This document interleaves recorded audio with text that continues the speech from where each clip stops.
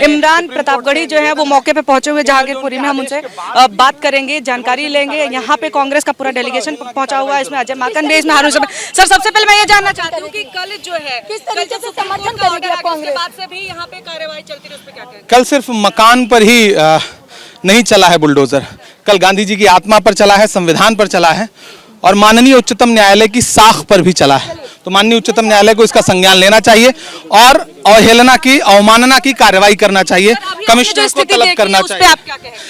घर टूटे हुए हैं, मकान टूटे हुए हैं, झुग्गियां टूटी हुई हैं, लेकिन हमें पीड़ितों से नहीं मिलने दिया गया, छावनी बना के रखा गया है।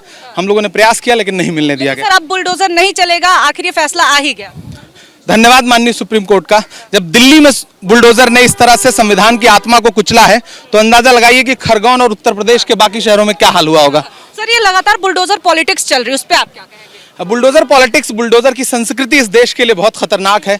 आप लोगों का आशियाना उजाड़ दें, लोग टूट जाते हैं एक घर बनाने में, तुम तरस नहीं खाते बस्तियां जलाने में। एक झटके में, एक इशारे में आप पूरे का पूरा लोगों का आशियाना, 3-3 दशकों से जिनकी गुमटियां बनी हुई हैं उनकी रोजी रोटी आपने उजाड़ दी। बहुत शर्मनाक स्थिति। आनंद फानन में बहुत हुआ था, जो पूरी कार्रवाई थी बहुत आनंद फानन में हुआ था, एक दिन में ही ऑर्डर भी आ गया और किया गया कि एक्चुअली उन्हें लोकतांत्रिक प्रक्रिया में विश्वास नहीं है, वरना अगर रेहड़ी पटरी वालों को हटाना था तो उसके लिए बाकायदा उसका कानून है, अगर घरों को हटाना था तो उसके लिए अलग से कानून है। लेकिन भारतीय जनता पार्टी शासित किसी भी संस्था को संविधान का पालन नहीं करना है, लोकतंत्र का पालन नहीं करना है। पे चोट की तरह आप देखते हैं? फिलहाल तो यही दिख रहा है, लेकिन यहाँ पर गरीबों पर चोट है। असल में यहाँ पर गरीबों पर चोट है।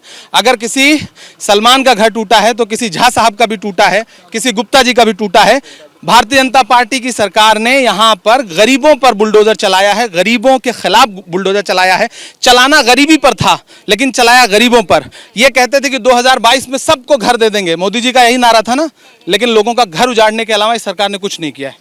सर एक समुदाय तो हमारे साथ इमरान प्रतापगढ़ी, आपने सुना, उनका यही कहना है कि अभी तक जो तमाम प्रक्रिया है वो जिस तरह से आनंद फानन में हुई है उसको देख करके यही कहा जा सकता है कि हाँ ये एक संप्रदाय पे चोट है। लेकिन साथ ही साथ ये भी देखना जरूरी है कि जो दुकानें टूटी हैं, दुकानों के जो हिस्से टूटे हैं वो केवल मुसलमानों के नहीं टूटे हैं, उसमें हिंदुओं की भी दुकानें हैं। और इसको देखते हुए उन्होंने यही कहा है कि ये जो बुलडोजर की जो पूरी पॉलिटिक्स है ये नहीं होनी चाहिए, क्योंकि जिस तरह से आशियाने उजाड़ दे रहे हैं वो एक बहुत बड़ा दाग है संविधान पर। कैमरा पर्सन अजय तिवारी के साथ निवेदिता शांडिल, एबीपी न्यूज़, दिल्ली।